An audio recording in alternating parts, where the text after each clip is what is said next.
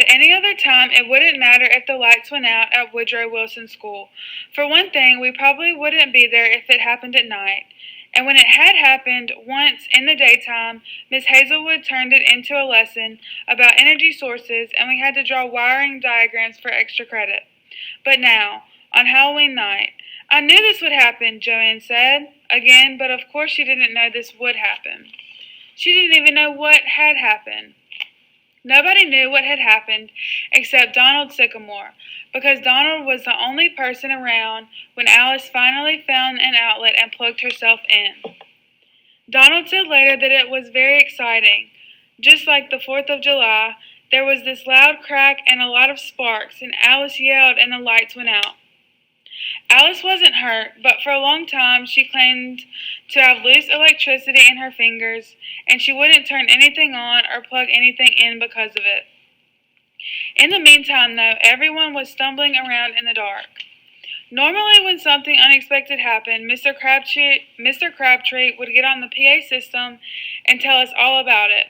The big red stain on the lunchroom floor was ketchup, not blood. The kindergarten slide was missing from the playground, and the kindergarten kids were not allowed to use the big slide. Today's scheduled fire drill would be postponed till next Tuesday. What do you think he'll tell us about this? Joanne's voice came out of the darkness. Probably tell us the lights are out, Stewart said. No, he won't. Boomer sounded funny. He can't tell us anything. Remember, the PA system's broken. Then what's that? Luella said after a second. I had heard it, too, a low, drawn-out whistle, like wind through a loose window. But there was no wind here, and no loose window. I can't see anything, Joanne said. I don't even know where we are. I don't even know who we are, Luella whispered to me. Because listen, Howard Stroller is gone. It was right here, and now it's gone. Who took Howard Stroller? She raised her voice. Who took Howard Stroller? Not me, someone said, just like that. Me? Don't fool around, Boomer, Luella said. I have to find Howard Stroller. I'm not fooling around, Boomer said.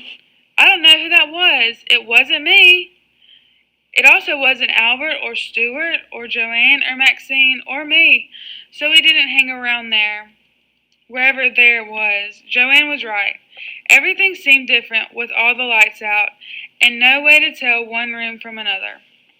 But who was it? Luella said as we picked our way down the dark hall, bumping into what we hoped was each other. And where is Howard Stroller? I didn't know who it was, but I did know that we'd better find Howard Stroller in a hurry, or I would have to help Luella carry him, and Howard was a lump. We headed for Voices because we weren't the only people temporarily lost in Woodrow Wilson School. Everywhere there were kids and parents calling for other kids and parents. Jolene, Gloria, Wayne, where are you? Boyd Liggett, you come here to me by the office.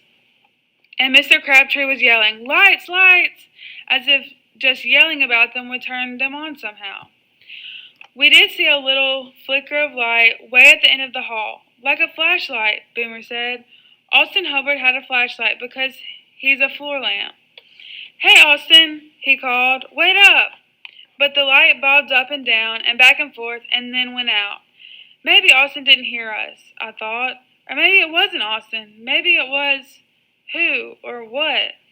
Something brushed against my head, one of the cardboard bats, and then Luella squealed, Oh, there goes Howard.